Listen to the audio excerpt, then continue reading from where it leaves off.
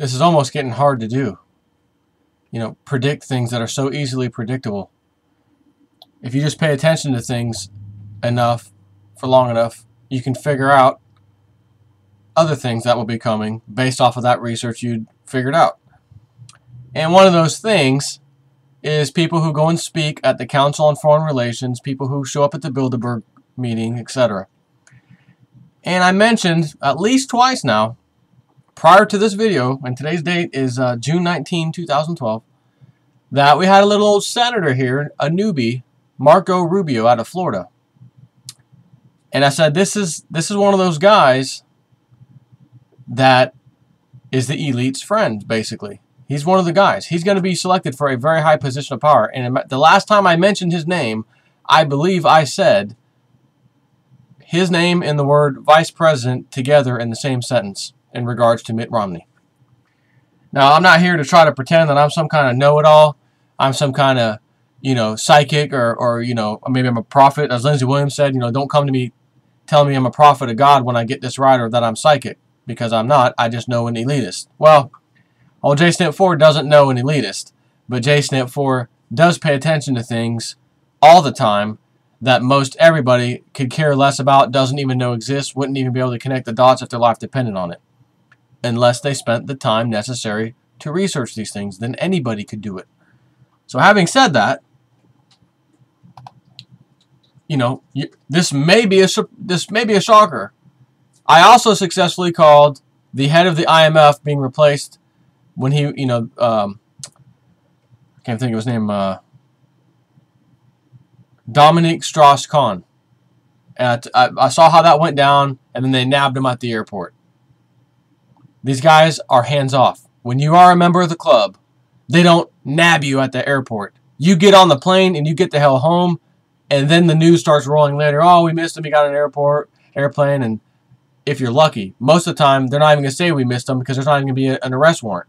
So he'll just go away scot-free. Oh, some nurse said he tried to force himself on her. It's nothing. End of story. Have a nice day. The day he decided, now they arrested him, put him in jail, and denied him bond on simple allegations only that he allegedly raped this woman. There was no proof yet other than she herself saying it. So there's no bail. It was denied. The very second, I mean the second, Dominique Strauss-Kahn, former head of the IMF, International Monetary Fund, said, I'll step down from the head position of the IMF. Immediately, judge grants bail. He can now leave, and he did, and he left the country. And I also went a step further and said he won't be charged. He's going to get off. Watch, because he did something wrong that they didn't like. That's your punishment. Now you step down, you play ball, and you'll skate on down the road. He played ball. He quit. He's resigned. What do we hear now? All these charges are dropped. Have a nice day. Again, this is not because I'm some kind of smart guy. I just simply study this stuff. It's so easy. So I was so bold, right, as if it's even being bold, to say Marco Rubio, he's their guy. The candidate who won Florida, a newbie, senator, while Romney and all this crap's going on, and while Bilderberg's having their meeting, around that time frame anyways, oh, Marco Rubio was giving a speech where? Council on Foreign Relations. He was invited over there. That's all I needed to see. I don't have to see anything else to make this absurd statement that this newbie senator, who has no experience to even be a senator, much less the vice president, for God's sakes, would be the choice. Now, does that mean he'll absolutely get the nod, or maybe he'll be one of the running mates of other, you know, or one of the running candidates, hoping he'll get the VP slot? But his name was going to be mentioned for sure, right? And I say that because of this story. Today's date, 4:13 p.m. June 19, 2012, 4:13 p.m. Romney says Rubio is being vetted for VP slot. No, it's got to be a lie. Got to be a lie. There's no way that I could know all these things, because these elites do everything over and over and over and over again, and it's just like history. It repeats. And once you catch on to their game, you see that pattern. It's obvious to know what comes next, right? Green, yellow, red. green, yellow, red. Green, yellow, red. What comes after green? Yellow. Right? That's the stuff you learned back in, grade school. The problem is we've never known to look for green, yellow, and red, so to speak, in a world around us. Except OJ Snip 4 has been for many years now. And here we have green, yellow, red, boom. Holland, Michigan.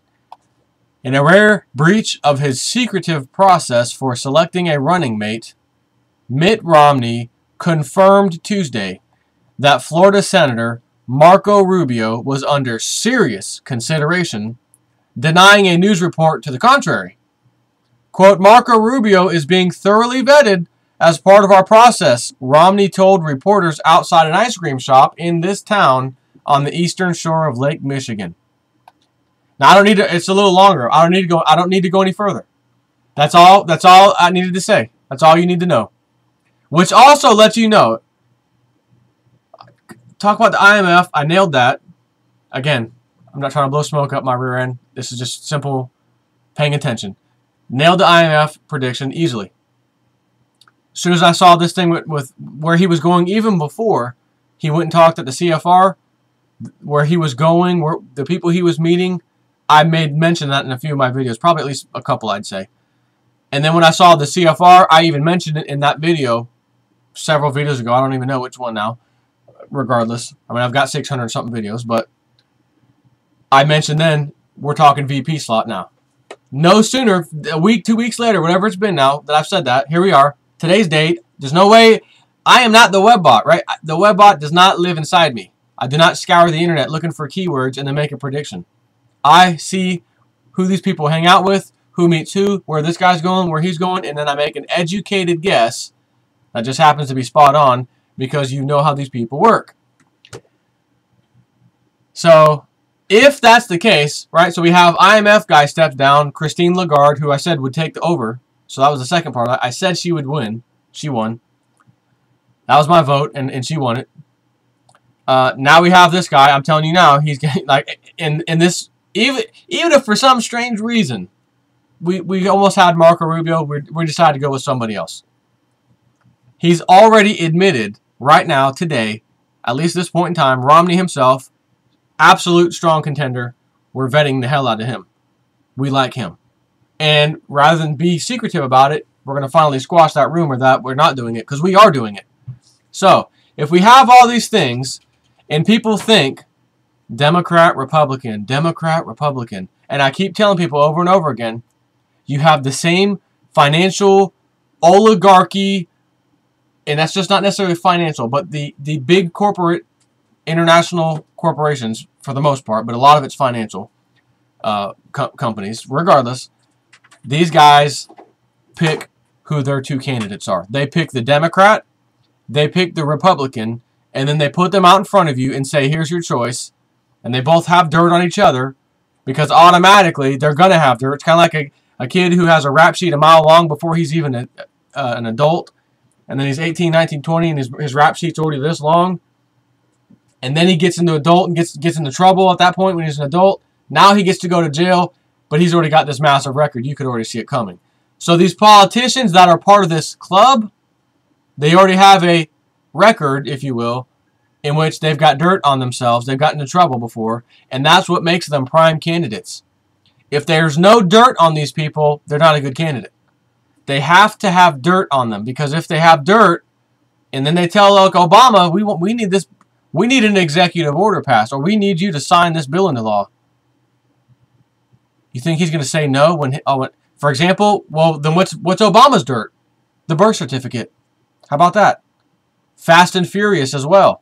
Now Eric Holder's probably going to take the fall, because if Eric Holder takes the fall on Fast and Furious, you know it had to come higher than him. It wasn't the Justice Department on its own, does not decide to do gun running operations with Mexican drug lords on their own, with the intention of we're going to track the guns and see where they go. And then all agents involved looking around saying, and including the gun shops that were part of the deal to do it, saying these guys aren't even attempting to track these guns. There's no way to track them. They're not even trying. Therefore, why are they doing that? There has to be another motive, and what they've told us is a lie. They're not tracking the guns. Therefore, Mr. Eric Holder and Justice Department, what are your real intentions for doing this? Because you're lying to law enforcement. You're also lying to the gun community, the dealers, and you're lying to the citizens, of course. Well, the citizens didn't know yet, but some of the gun dealers did know. They had a direct contract with the ATF, and were told, when you run these licenses, these IDs, it's going to come back. You know, don't sell it to them. You're part of this operation. You're going to sell it to them. And by the way, for selling it to them, you're making a profit by selling a gun. We're going to track it. This is an operation. You're going to be part of it. Several of them were told this.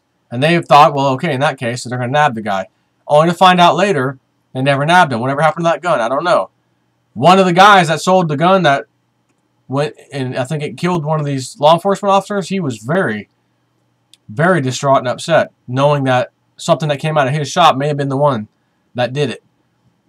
So, in other words, what do these documents that Eric Holder, as of today, we had a meeting with ISA, but ISA said, just right before I read this, he didn't bring any of the documents we requested. But he did talk to us about it. What could be in the documents, but we didn't see the documents. Therefore, he's blowing smoke up your rear end. There is no documents that you're going to see. So let's just play devil's advocate here for a second and assume, based off of this 100% factual evidence I just talked about, that this drug or gun running operation had seriously ulterior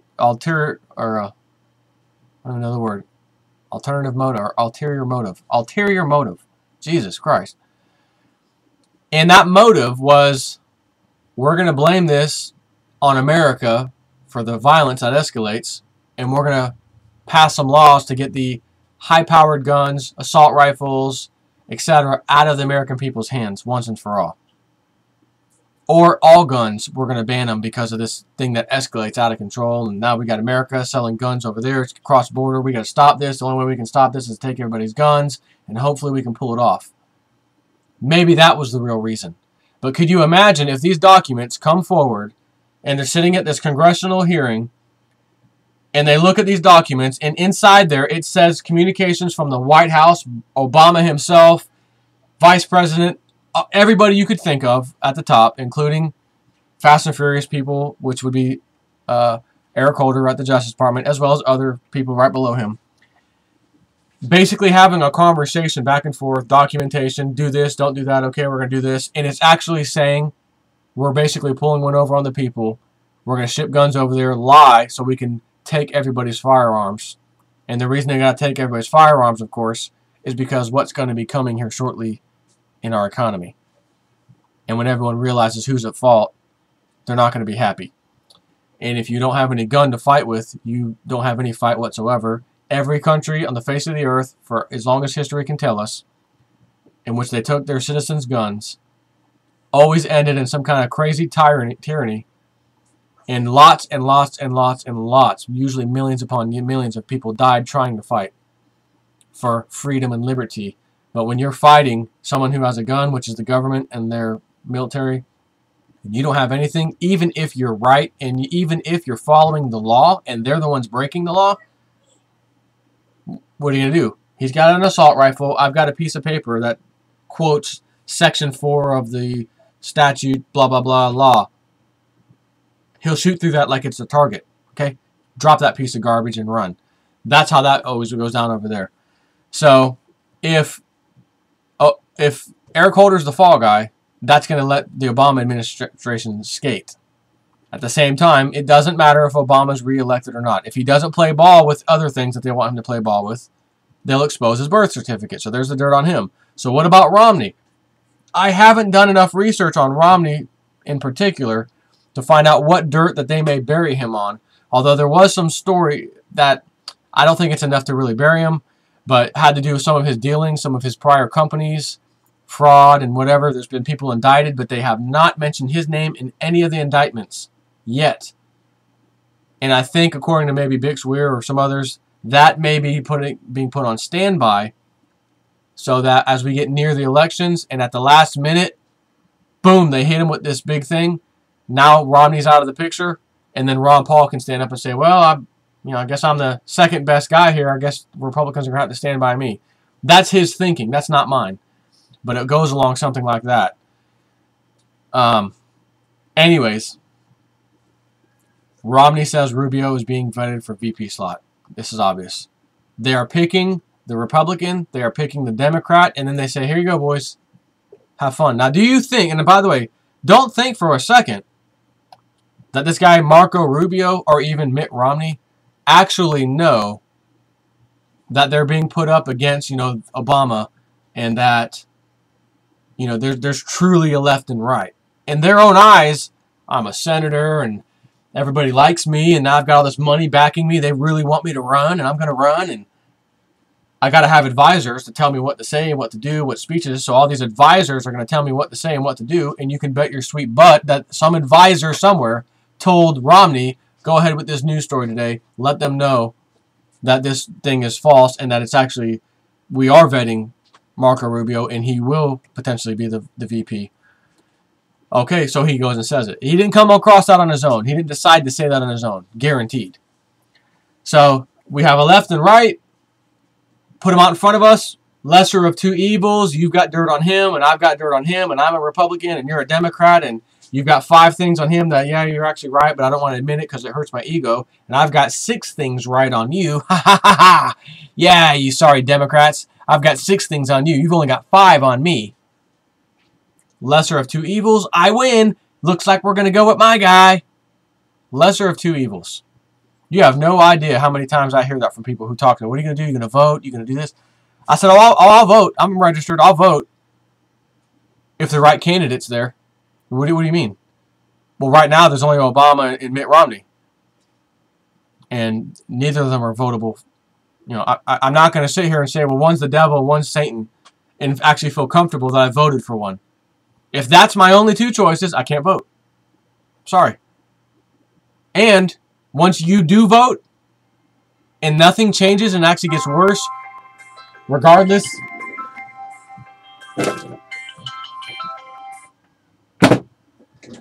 once you vote, I don't care if you're the Democrat or Republican or either of you win. I don't care what you are and if your guy wins. When you realize it's worse, nothing's gotten better. He said everything on his campaign trail just like Obama did. He promised us the world. It sounded great, change and stuff. And now he's switched out 100% on it. Complete opposite. You won't be able to complain because you voted for him. I, on the other hand, didn't vote for either of them. So I can complain about him, and I can complain about the other guy who you can't really blame because he didn't win. But I can still complain to tell you, don't think for a second if he did win that this thing wouldn't happen over here. That's exactly what happened this last time. Obama won. Look at his campaign trail. Look at everything he promised. Look at everything he promised. Go look at it. Go back and look at it. Go ahead and see if he's done anything that he's promised. And everything he said, I'm definitely not going to do that, and I will not do that, and I will not do that. He's done all of them. And then some. So again, you can go ahead and vote because, well, I'm a Democrat, and I'll do anything to make sure that the Republican doesn't win. Even though I don't really care for this Democrat all that much, he's certainly a Democrat at least and not a Republican, so I'm going to vote for him. Wow. So on that note, you basically have to tell people, well, then you get what you deserve, you silly bastard. And unfortunately, I also get what you deserve for voting for these 2 clowns. However, if you followed my advice and said, well, you know what, then I'm not going to vote at all either. There was no reputable choice on either side, so I'm not going to vote. Then what happens? We're screwed either way. Because no matter what, if 2 people on the entire continent, or we'll call it America, vote, and only 2 people, worst turnout in the world's history, 2 people voted today for the president, and they both voted for so-and-so, and the Republican wins. So out of 300 million Americans, we only had 2 people vote. They voted for these 2 clowns because there's only 2 choices. The rest of us have to accept that and suffer based off of their 2 votes. And either vote, whether it went this way or that way, doesn't matter because we are still stuck with the same result. So if that's the case, what does history tell me how this gets fixed? Because surely after people really stop voting and decide I've had enough, or if they continue voting and nothing changes, the same result, whether you vote or don't vote, people are going to have to recognize one day, how did people bring change in the past when things were this bad and things, happen like this? And you crack open the history book, you'll see this word that starts with an R over and over again. It's just history. Revolution, revolution, revolution, revolution. And you'll find out through every one of those, no matter how far back you go into history, I don't care if it's the Roman Empire, I don't care if it's 200, 300, 400 years ago, whether it's America, whether it was a different country, it doesn't matter. It's all the same. Same history applies to everybody. The same things happen everywhere. Excuse me. You will find revolution. And you will find that not once did it have people standing up with signs. You promised to stop the wars. You promised that you would have food prices come down. You promised you'd give us jobs. You promised. Not once did you ever see someone standing around holding a sign, or even chanting and shouting at the walkway or something somewhere in a corner. Blah, blah, blah, blah, blah. No. History, and again, I'm not even telling you what to go and do, or what get ready to pick up a gun and fight the government. That's not what I'm saying at all. I am telling you what history has shown us thus far. And history shows us it is a violent revolution. Always, always, always. And there's these different levels of government, democracy and oligarchy and all these things, right? And it's like a little sine wave, up and down, up and down, up and down. And the interesting thing is that it's just these several same old ones over and over again. And then when that one ends, the last one, which right now is democracy, it usually ends in, if I can remember correctly, it usually ends in anarchy. And then after anarchy, some type of different government will form. And it won't be a democracy as we've known it today. It'll be something else. Which is interesting, because if you're going to sit here and argue and say, well, that's not going to happen, not in America, not in this day and age, nah. Then I say, go look at thousands of years of history, or even hundreds of years of history, whatever you prefer, or all of the above, and you'll see the same answer I just told you. So I don't care in history. Forget what I don't care. History doesn't care what you think. History doesn't care what I think. History is history. It is a record that cannot be changed. I mean, you can lie about it, of course, and pretend something didn't happen, like they try to rewrite our history books. But as far as the record goes, just like the sun's coming up and down every day. The sun comes up, goes down at night. Goes up, goes down at night. Are you going to argue right now? It's 8:30 right here. The sun's down. Are you going to argue with me right now that tomorrow morning the sun's not coming up this time? You'd be a damn fool to tell me that the sun's not coming up tomorrow. Not this time. Not this day and age. I mean, we're so advanced and we've got so many people on the planet. Not this time. The sun won't come up. And while you're arguing with me about the sun coming up, the cycle, basically, you're telling me the cycle is all of a sudden going to stop being a cycle and it's going to be something else? Right. The sun is basically thinking to itself, these two bozos down there arguing. Doesn't even care. I'm going to do what I do every day, and that's come up, go down, come up, go down. Plain and simple. So, you should be prepared for a violent revolution sometime in the future. A year, 2 years, 5 years, 10 years. I can't even say. I don't know. But I can tell you one thing, I don't want to be involved with it if I don't have to. And those who are going to be involved with it are going to be those who lost the most. Those who were promised the most, gave their votes away because they were promised, and then realized I got screwed over and over again, and I freaking had it. Lost my house, lost my wife, my mind is out of whack now, and I want to kill somebody. I'm so furious, I want to kill somebody. That's what happens in people, they snap. You cannot have to deal with that if you go out and buy a bunch of silver, sit on it, let this collapse happen. Let the prices skyrocket. You'll be the one who says, well, I don't want to get involved. I try to get involved on YouTube. I try to get involved on Facebook. All you people on Facebook, don't you have anything nice to say? How come you always say that? How come you're not awake? Don't I have anything nice to say? I've got something nice to say. Did you know that from 2007 to 2010, average American lost 40, or was it 60% of their wealth? I forgot what the number was now, 40 or 60% of their wealth. Tell them to not be so, tell them where's the good news. Where's your good news? Oh, you're working more hours now? For the same money, yet your bills are still going up? How's that working out for you? Don't tell me that. That's not good news. I want the good news. I need to feel good. It's all about feeling good. Forget reality. I want to feel good. So if you want to feel good, don't pay attention to Jason at 4. If you want reality, keep watching and staying tuned. That's all I got to say.